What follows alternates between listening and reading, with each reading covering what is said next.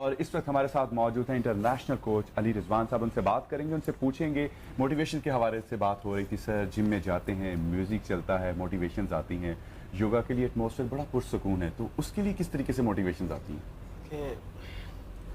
Gym में जब हम जाते हैं तो वहाँ पर कुछ वेट होता है, टूल्स होते हैं, सिर्फ उनको उठाना होता है, और कुछ म्यूज़िक होता है, फिर एक दूसरे की कुछ तस्वीर लगी होती हैं, उन बॉडी बिल्डर्स को देख के मोटिवेशन होती है कि मैंने भी इस तरह का बनना है। योगा में जब हम आते हैं तो वहाँ पर हमें बताया जाता है कि गुस्सा कैसे कंट्रोल करना है, आप गुस्सा कंट्रोल करके अपनी फैमिली लाइफ को कैसे बेटर कर सकते हैं, अपनी सोशल लाइफ को कैसे बेटर कर सकते हैं, अपने बिजनेस को कैसे बेटर कर सकते हैं, ग्रो कैसे कर सकते हैं, अगर आपने अपनी अर्निंग को डबल करना है तो कैसे कर सकते हैं, ट्रिपल करना है तो कैसे कर सकते हैं। योगा चीजें सब योगा से ही बताई जाती हैं। रिलेटेड है।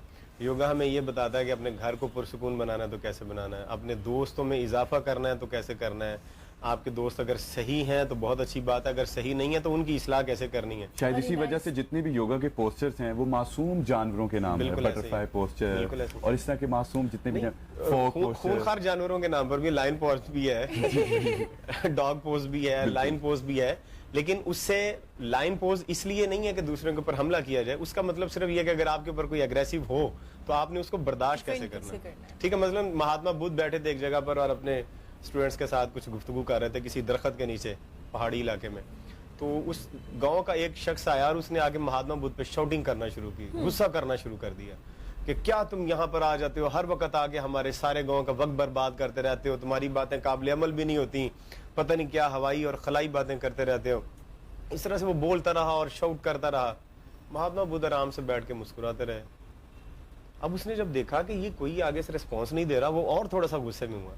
तो गुस्सा करने वाला चाह यही नहीं होता कि आगे वाला भी जरा उसी तरह से बोले, फिर मजा आए थोड़ा सा हमें, मैं भी ऊपर से बोलूं, वो भी बोले, और थोड़ा सा यहाँ पर हलचल हो, वो ये करना चाहता है। लेकिन आगे से अगर रिस्पॉन्सिव कोई नहीं है, आप रिस्पॉन्स नहीं दे रहे, तो एक हाथ से कभी ताली नहीं बज सकती। महात्मा बुद्ध ने अपना हाथ आगे नहीं किया कि ये ताली बजा रहा तो सिर्फ इसका एक ही हाथ बढ़े, मैं अपना हाथ आगे नहीं करता। ये बैठे रहे, वो पीक पे गया गुस्से की। फिर वहां पर जाके उसने देखा कि मैं इसे आगे तो नहीं जा सकता, अब गुस्सा यहां तक क्यों। फिर वो ऐसा ऐसा नीचे आना शुरू हुआ और बोलता कि ठीक है आज के बाद ना इधर आना, मैं जा रहा हूँ, भाड़ में जाओ, मेरी बातों का तुम पर कोई असर नहीं है, मैं जा रहा हूँ। वो आराम से निकल गया। तो एक शागिर्द लड़ाई होने से बच गई। एक शागिर्द ने पूछा कि उस्ताद मोहतरम, वो आपके ऊपर इतना चीख चिल्ला के गया है, उसने इतना गुस्सा किया है, इतना चीखा है आपके ऊपर, आपने कोई जवाब नहीं दिया उसे, आप आगे से मुस्कुराते रहे, वो आप पर गुस्सा करता रहा और आप मुस्कुराते रहे। तो महात्मा बुद्ध ने कहा कि जो कुछ उसके पास था वो मुझे देता रहा, जो कुछ मेरे पास था मैं उसे देता रहा। So simple. तो योगी का बिल्कुल अंदाज और लाइफस्टाइल ही टोटली मुख्तलिफ होता है। देखें, योगा में इंस्पिरेशन की बात आपने किया, मैं एक जुमला आपको बता देता हूँ। कल भी एक क्लास थी हमारे, स्पेशल संडे क्लास होती, उसमें भी मैंने ये बोला था, कुछ लोगों के लिए शायद रिपीट हो जाएगा, कि एक डॉक्टर बना है, इतनी मेहनत करके, इतनी स्टडी करके डॉक्टर बना है, लेकिन अभी जिंदगी में सुकून नहीं आया, टेंशन बढ़ गई है। जैसे अभी इनकी बात करें, इन्होंने कितनी स्टडी की, कितना इन्होंने वर्क किया, कितना नॉलेज गेन करने के बाद अब इवेंट मैनेजमेंट की है इन्होंने और उसमें बड़ी कामयाब होंगी, लेकिन रातों की टेंशन बनी हुई है। इसी तरह से एक जज बन गया है, इतना पढ़ के, इतनी मेहनत करके, अथॉरिटी है उसके पास, लेकिन सुकून उसके पास नहीं है। उससे जाके पूछे किस तरह की कॉल आती है उसे सारा दिन, हम ये कर देंगे, वो कर देंगे, फैसला हमारे खिलाफ ना है। ठीक है, सियासतदानों की कॉलें अलग से हैं, फिर ब्यूरोक्रेट्स की अलग से है, सब लोगों की इस तरह से मुख्तलिफ तरह की। फिर एक टीचर है, उसको भी सारा दिन टेंशन है, वकील है, उसको अलग से मसाइल है। योगा वाले जितने भी हैं वो काम नहीं करते फिर वो जी, जिसमें से वो सुकून रहते हैं। वो योगा वाले क्या करते हैं? योगा वाले योगा भी करते हैं। मैंने जो बताया था कि योगा वाले 1 घंटा योगा करके अपने 23 घंटों को मैनेज करते हैं। जो लोग योगा नहीं कर रहे, बेचारे 24 घंटे काम कर रहे हैं, मैनेज नहीं उनसे हो रहा। ठीक है, देखें, इवेंट भी मैनेज कर लिया हमने, अपना लाइफ भी मैनेज कर ली, सारा कुछ ही मैनेज किया, लेकिन सारा कुछ टेंशन से किया। सारा कुछ टेंशन से किया। एक बैंक मैनेजर ने सारा बैंक मैनेज किया हुआ है, लेकिन उससे सारा माइंड मैनेज। योगा जो है मैनेजमेंट आपकी प्रॉपर कर देती है, पूरी जिंदगी आप ऑर्गेनाइज कर लेते हैं अपने आप को। जब योगी एक किसी क्लास में जाके योगा करने के लिए बैठता है और जब उसे ये पता चलता है कि मेरी जिंदगी थ्रू आउट सारी 360 पर 180 पर चेंज हो जाएगी और मैं सारी जिंदगी इतना पुरसुकून हो जाऊंगा, हर वो चीज जो मैं चाहता हूँ उसका कंट्रोल मेरे पास आएगा, तो उसे फिर इंस्पिरेशन मिलती है। बेसिकली कंट्रोल का नाम है हर चीज के ऊपर। टाइम बताएं, योगा के लिए टाइम कौन सा बेस्ट है? मॉर्निंग, जैसे आप एक्सरसाइज करने के लिए ग्राउंड में किसी भी टाइम जा सकते हैं, लेकिन उसका बेस्ट टाइम ये है कि सुबह के टाइम में वॉक करें या जॉगिंग करें।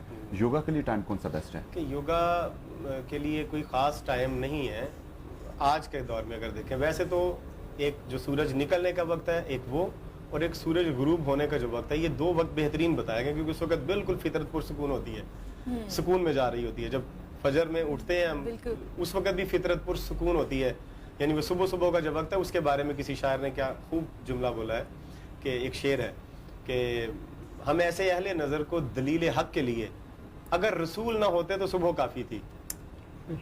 यानी सुबह के वो मनाजर और वो मौजज़ात होते हैं कि उस वक़्त को अगर इंसान सही तरह से दर्क कर ले तो उसे हकीकत की मार्फत हो जाती है। और शाम का वक्त भी इसी तरह से ये पुरसुकून हो रहा था, सारी फितरत आराम कर रही होती है। इन दो वक्तों को बेहतरीन माना गया है, या आधी रात को बेहतरीन माना गया है।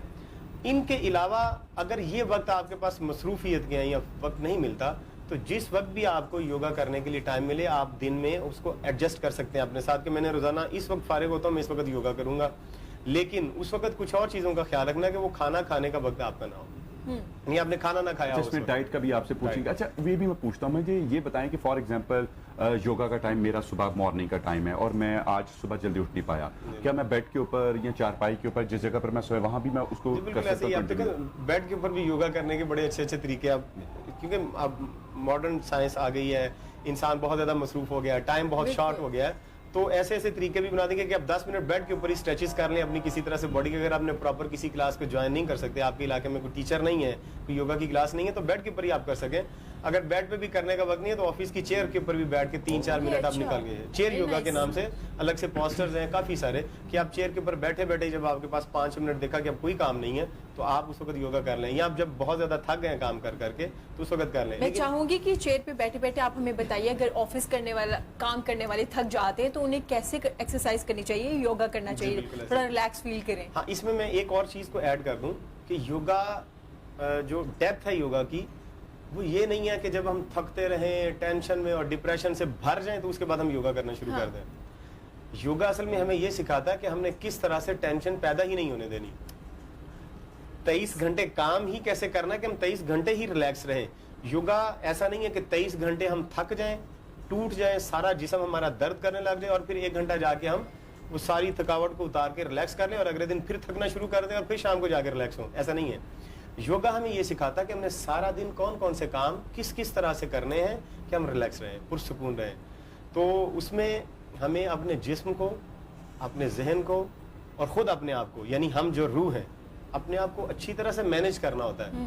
जो लोग सारा दिन अपने जिस्म को और अपने जहन को ढंग से इस्तेमाल करते हैं, उनको थकावट भी नहीं होती, बीमारी भी नहीं होती, और उनकी नींद का ड्यूरेशन भी बहुत कम होता है, स्लीपिंग ड्यूरेशन। अगर आप सारा दिन अपने जहन को और जिस्म को ढंग से इस्तेमाल करते हैं तो इसका मतलब है कि आपकी एनर्जी जाया नहीं हुई, बिल्कुल आपने अपनी एनर्जी को बचा के रखा है।